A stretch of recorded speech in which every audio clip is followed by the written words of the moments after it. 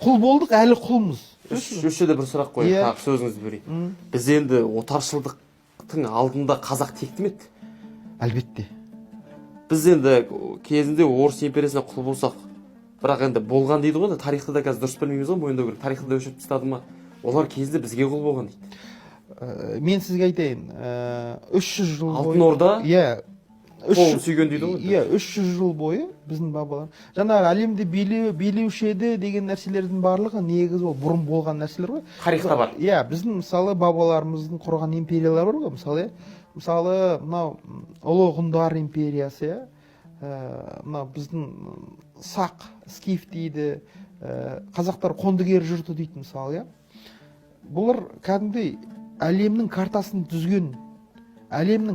түзген біздің бабаларымыз еді ғой кезінде. Ол бұрын болған. Мынау Аттила дейді ғой, Еділ батыр, ғұндардың ұлы көші. Бейбарыс. Иә, Бейбарыс енді ол кісі мамлюктердің патшасы, ол Египеттің жаңағы мысырлықтардың тарихына өлшес үлес қосты, сол өзінің несін көрсетті. Онда да ол өз аша білді. Бұрынғы тектілік қой енді. Одан кейінгі мынау біздің Дешті Қыпшақ империясы, Қыпшақтардың империясы. Мынау бүкіл Дунай, бүкіл Қара теңіздің жағалауы біздің бабаларымыздың жайлаған жерлері ғой, мысалы.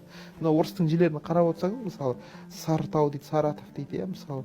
Орынбор, ол бер жақ Орынбор. Ана сіз Ібір-Сібір жұрты дейді ғой, Новосибирск, бір Көшім ханның мысалы жұрты болған. Сонда жаңағы Ібір-Сібір жұртында Кулундинская степь деген бар.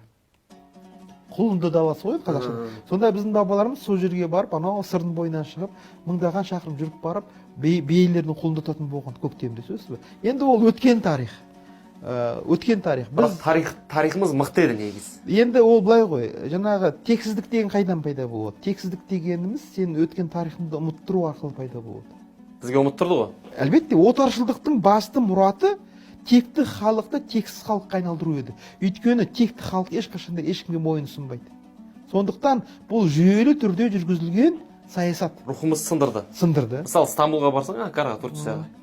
Ана гидтар бар ғой өздерінің. Орысша сөйлейді. Иә, орысша қай тілде сөйлесе де олар айтады. Бұл жерлер жаулап алынған жерлер дейді. Біздің ата-бабамыз рухты болған дейді. Олар айта алады да басын көкке көтеріп, оны ана орысы болсын, қайсы болсын тыңдап отырады. Гректерді сындырғанбыз, ананы сындырғанбыз, мына жаулап алғанбыз, біз мықты болғанбыз. Олар тарихымен мақтана алады. Оларда жүрегінде дух бар, рух бар, одан қазір үлкен империя, ешкімнен қорықпайтын деңгейде отырды.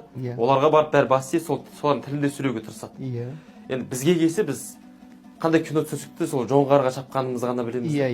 Бірақ кезінде жаңағы Алтын Орда болсын, не болсын, орыстар кезінде бізге құл болған деген.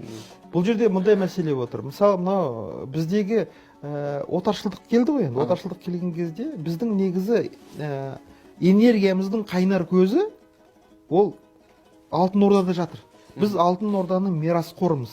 Неге? Өйткені оған дәлел біздің әлемдегі 9-шы орын алатын ұлан-ғайыр жеріміз кешегі Алтын Орданың тырағандағы пайда болған жаңа Көк Орданың территориясы ғой. Бұл біздің осы қазіргі жеріміз Шыңғыс ханның үлкен ұлы Жошы ұлысы деп аталған бұрын. Жошы біздің қазақ жерінде жерленген. Мысалы, әлем жұрты Шыңғыс ханға таласып жатыр. Орыстардың өзі айтады, Шыңғыс хан біздің бабамыз дейді. Неге? Өйткені орыстар жеке-жеке князьдіктер болып жаңағы шалбарсыз жүрген кезде мемлекет қалай болу керек, салық жүйесі қалай болу керек, соның бәрін үйреткен Алтын Орда хандар еді ғой орыстарға, сөзсіз бе? Сондан орыстардың ең құнды нәрсесі мынау алыс-берістегі ақша ғой. Сол деньги деп аталады. Деньги деген қазақтың теңге деген сөзінен шыққан, сөзсіз бе? Государственный казна деп сөйлейді. Қазына. Сонда қарасаңыздар, орыстар тарихшылар мойындап отыр. Біздің тілде сөйлеген олар. Алтын Орда орыстарды ел қылды, сөзсіз бе? Негізі. Ел қылып берді. Мемлекеттік жүйе қалыптастырып берді. Кітапта бар ма бұл? Әрине, Мұхтар Мағауиннің оның мектеп жағын мен білмеймін, оны зерттеген жоқпын, бірақ бұны біздің айғайдамау, бұны ешкім айта алмайды, өйткені біз әлі орыстың елесінен қорқып отырмыз ғой. Мектепте жоқ қой. Иә, сондықтан орыстар жаңағыдай империя ғой енді. Қазақ оянып кетпесін деп, мейлінше Алтын Орданың тарихын бізден алыстатуға тырысты. Ол анау ешқандай үш қанат сорпасы қосылмайтын халқы Моңғолға апарып теліп қойды Алтын Орданы. Олар оны Шыңғыс ханның жаңағы зәулім ескерткіші орнатып қойып, Шыңғыс хан біздің бабамыз деп отыр. Шын мәнінде Шыңғыс ханның игілігін көріп отырған, Алтын Орданың игілігін көріп отырған бірден бір ел бізбіз. Неге? Өйткені мына ұлан-ғайыр территория сол Алтын Ордадан қалған мирас бізге. Сондан біздің энергияның көзі ол Шыңғыс қағанда жатыр. Сондан Абай атамыз айтады, өзінің әкесі Құнанбай туралы айтады, Ескендір Шыңғыс Темірдей мұсылманды атақ дейді. Сондан қазақ Шыңғыс ханды Абай мұсылмандардың қатарына қосып отыр. Өйткені мұсылман деген түсінік біздегі жаңағы намаз оқитын, ораза ұстайтын, кәлима айтатын адам тек қана түсінеміз ғой, шолақ. Қазақтың үлкен ұғымында мұсылман деген адамшылықтың асқар шыңына шыққан адамды қазақ мұсылман деген. Еліне пайдасын тигізген адамды мұсылман деген. Сондан ол жаңағы қарап отырсаңыздар мәшһүрдің еңбектерінде, мысалы Шыңғыс хан туралы талай аңыздар бар. Мысалы Шыңғыс ханды біз қазақта өзі екі тарих бар ғой, жаңағы шынайы тарих, мифтік тарих дейді. Сол біздің өзіміздің мифтік тарихымызда ол да ақиқатқа жатады. Шындық па не? Шындық мифтік тарихта Шыңғыс ханның жаңағы сағымды ұстаған Шыңғыс хан неше түрлі, яғни қазақ өзінің энергетикалық көздерін ешқашан ұмытпаған. Бірақ сондықтан бұл отарлаушы мемлекет қазақтың рухын сындыру үшін бізді өзіміздің энергетикалық көздерден алыстатты. Қазір мысалы біздің Шыңғыс хан сенің бабаң десе ешкім сенбейді.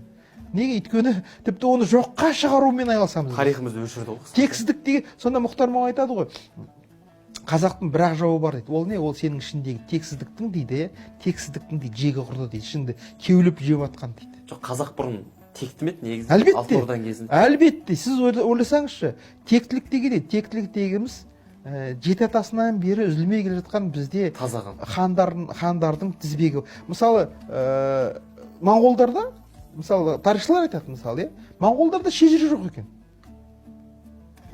Хан деген сөз жоқ екен.